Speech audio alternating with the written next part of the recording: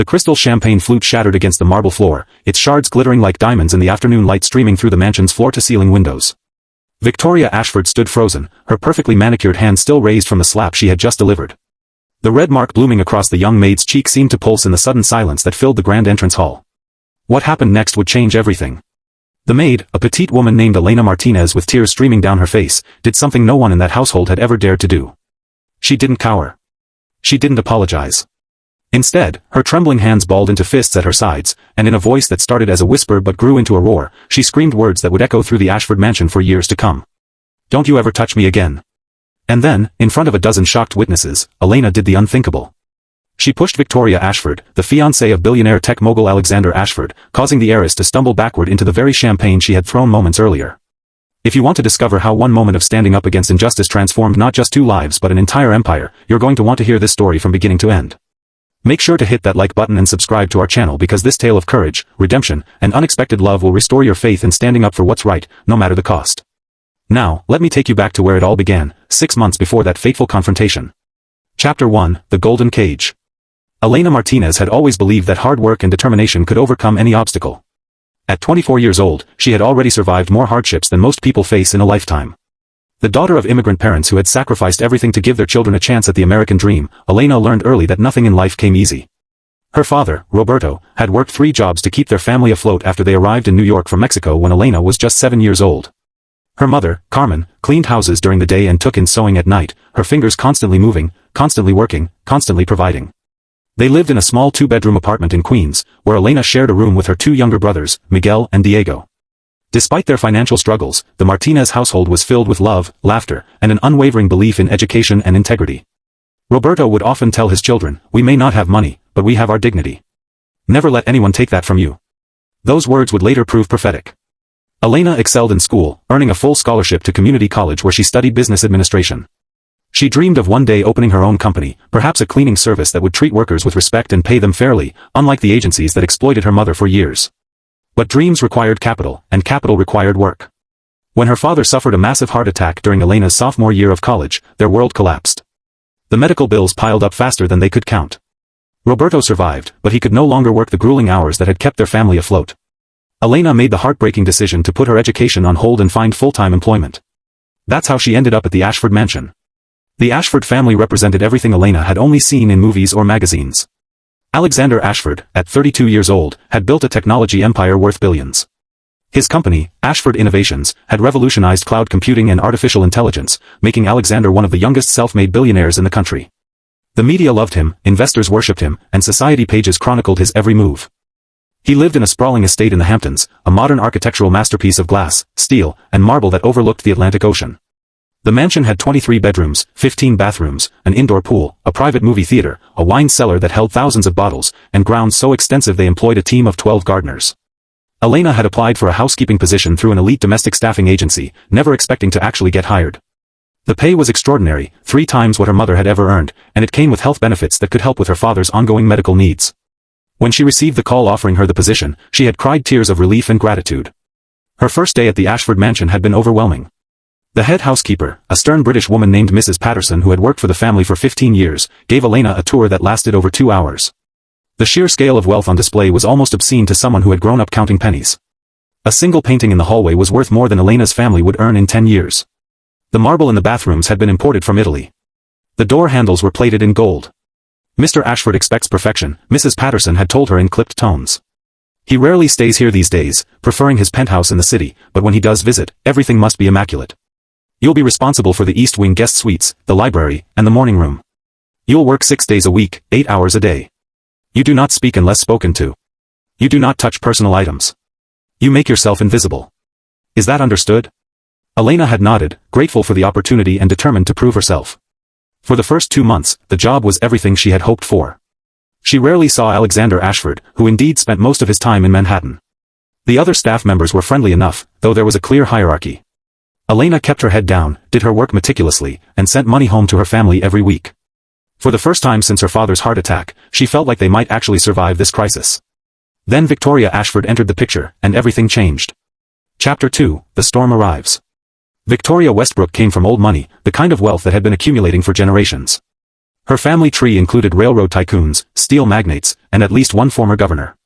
She had attended the finest boarding schools in Switzerland, summered in the south of France, and considered anyone with less than $50 million to be comfortable rather than truly wealthy. At 28, she was stunningly beautiful in a calculated way. Everything about her was carefully curated, from her honey blonde hair that was professionally styled twice a week to her wardrobe filled with designer pieces that cost more than most cars. She had been pursuing Alexander Ashford for 2 years, positioning herself at the same charity galas, the same exclusive parties, the same society events. Alexander, for his part, had been largely oblivious to romance. Building his empire had consumed his 20s and early 30s. He attended social events because his public relations team insisted it was good for business, but he found most of the society crowd superficial and boring. Victoria was persistent, though, and eventually, her persistence paid off. Their engagement had been announced 6 months before Elena started working at the mansion. The media had declared them the perfect power couple. Victoria brought social connections and old money prestige, while Alexander brought innovation and new wealth. Together, they were supposed to be unstoppable. The reality was far more complicated. Elena first encountered Victoria on a rainy Tuesday in October. Mrs. Patterson had warned the staff that morning that Miss Westbrook would be staying at the mansion for the week to oversee renovations she wanted completed before the wedding, which was scheduled for the following spring. Be extra careful, Mrs. Patterson had cautioned. Miss Westbrook has very particular standards. Do not give her any reason to complain. Elena had been dusting the library, a room she particularly loved with its floor-to-ceiling bookshelves and the faint smell of leather and old paper, when Victoria swept in like a cold front. You there, Victoria had said, not bothering with pleasantries. Why is there a water ring on this side table? Is it so difficult to do your job properly? Elena had looked at the table in question, confused. There was no water ring that she could see. I'm sorry, Miss Westbrook. I cleaned that table this morning. I don't see. Are you arguing with me? Victoria's voice had gone icy. I can see it quite clearly. Or perhaps you need glasses. Though I suppose the agency wouldn't hire someone with vision problems for detail work. Heat had risen to Elena's cheeks. She had 20/20 vision and took pride in her thorough work. But she remembered Mrs. Patterson's warning and swallowed her pride. I apologize, Miss Westbrook. I'll clean it again right away. Victoria had watched her with cold blue eyes as Elena wiped down the perfectly clean table. What's your name? Elena Martinez, ma'am. Well, Elena Martinez, I expect better. I'll be watching to ensure you meet proper standards. That had been their first interaction, and it set the tone for everything that followed. Over the next few weeks, Victoria seemed to make it her personal mission to find fault with Elena's work. A pillow would be adjusted half an inch from where Elena had placed it, and Victoria would summon her to fix it. Flowers would be arranged in a vase, and Victoria would declare them common and demand a different selection. Once, Victoria had run her finger along a windowsill in a room Elena had just finished cleaning and claimed to have found dust, though when Elena looked, the sill was spotless. The other staff members noticed but said nothing. This wasn't the first time Victoria had fixated on a particular employee. There had been a young gardener the previous year who had been driven to quit after weeks of Victoria's constant criticism. Before that, a cook had lasted only 3 weeks under Victoria's scrutiny. Just stay out of her way as much as possible, advised Maria, another housekeeper who had been working at the mansion for 5 years. She gets bored and moves on eventually. Don't take it personally. But it was hard not to take it personally when Victoria's behavior grew increasingly hostile.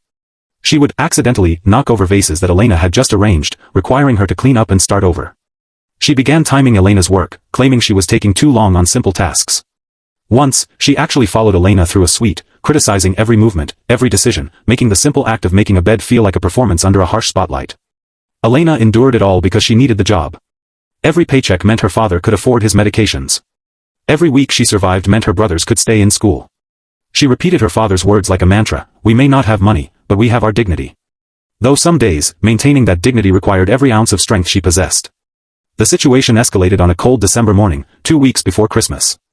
Elena had been working at the mansion for 4 months, and Victoria had been in residence for the past week, allegedly to finalize wedding plans but seemingly spending most of her time finding ways to torment the staff. Elena had been assigned to clean Victoria's personal suite, a task she dreaded but couldn't avoid. She knocked softly on the door, and when there was no answer, she used her key to enter. The sitting room was empty, and she could hear the shower running in the distant bathroom. She worked quickly and quietly, dusting surfaces, straightening magazines, replacing towels. On the vanity table sat a photograph in an expensive crystal frame. It showed Victoria and Alexander at some gala event, both dressed in formal wear, smiling for the camera. Elena paused, looking at Alexander's face. In 4 months of working at the mansion, she had only seen him in person twice, both times just brief glimpses as he came and went. He cut an impressive figure, tall and broad-shouldered, with dark hair that was always slightly too long, as if he couldn't be bothered with regular haircuts.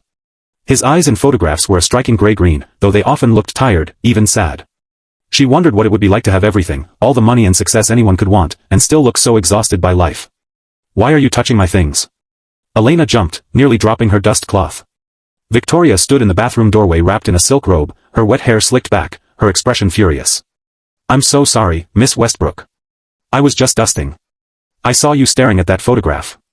Do you have some kind of obsession with my fiancé? Is that what this is about? No. No, I was just cleaning. I wasn't. Victoria crossed the room in quick strides and snatched the photograph from the vanity. Do you know what I think? I think you people come into homes like this and get ideas above your station. You see the lifestyle, the clothes, the jewels, and you think you deserve a piece of it. You people? Elena's voice came out smaller than she intended, but there was a thread of steel underneath. She understood exactly what Victoria meant by that phrase, and something inside her began to crack. Don't play naive with me. I've dealt with your kind before.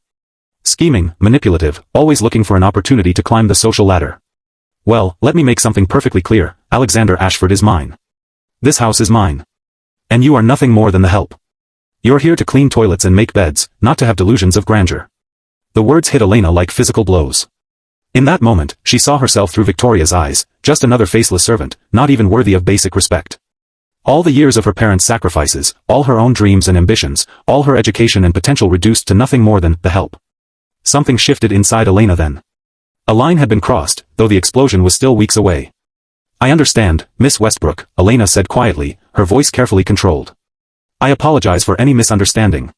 It won't happen again. She finished her work as quickly as possible and left the suite, her hands trembling. In the staff bathroom, she locked herself in a stall and cried silent tears of frustration and humiliation. But when she emerged 10 minutes later, she had made a decision. She would continue to do her job with excellence, but she would no longer allow Victoria's cruelty to touch her soul. She would maintain her dignity, no matter what. She had no way of knowing that someone had witnessed the entire exchange through the partially open bedroom door.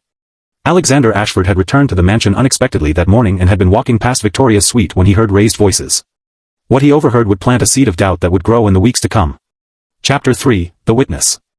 Alexander Ashford had built his fortune on his ability to read patterns, to see connections others missed, to anticipate problems before they materialized. It was this skill that had made his artificial intelligence platform so revolutionary and his company so valuable. But somehow, he had failed to see the patterns in his own life, particularly when it came to Victoria. Standing in that hallway, listening to his fiancée berate a young woman whose only crime seemed to be doing her job, Alexander felt the first real stirrings of doubt about his upcoming marriage. It wasn't just the cruelty in Victoria's voice, though that was disturbing enough. It was the casual dehumanization, the way she reduced another person to nothing more than the help, the barely concealed prejudice in her tone.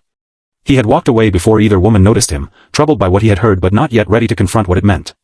Alexander had spent the past year on autopilot when it came to his personal life.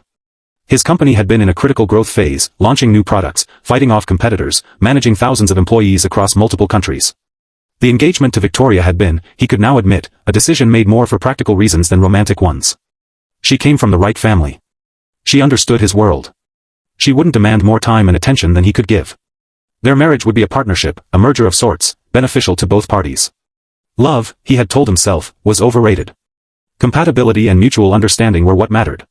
But listening to her speak to that young maid, he had heard something that made him question everything. There had been genuine cruelty in Victoria's voice, a pleasure in wielding power over someone vulnerable. It reminded him uncomfortably of his own father. Alexander's relationship with his late father had been complicated, to put it mildly. Thomas Ashford had been a real estate developer who had built his fortune through ruthlessness and intimidation. He had been demanding, often cruel, never satisfied. Nothing Alexander did had ever been good enough. Even when Alexander had built his company and made his first billion, eclipsing his father's wealth, Thomas had found ways to diminish the achievement. His father had died 3 years ago of a stroke, leaving Alexander with a complicated legacy of wealth, unresolved anger, and a deep-seated determination to be nothing like the man who had raised him. Yet here he was, engaged to a woman who exhibited many of his father's worst traits, and he had been too busy to notice. Over the next few weeks, Alexander found himself paying more attention. He made more trips to the Hamptons mansion, ostensibly to handle business remotely but really to observe. What he saw troubled him deeply. He watched Victoria send back a meal the chef had spent hours preparing because the sauce was too thick. He heard her snap at the gardeners for trimming the hedges in a pattern she hadn't approved, even though she had never specified what she wanted. He saw her reduce one of the older housekeepers to tears over a towel that wasn't folded to her exact specifications.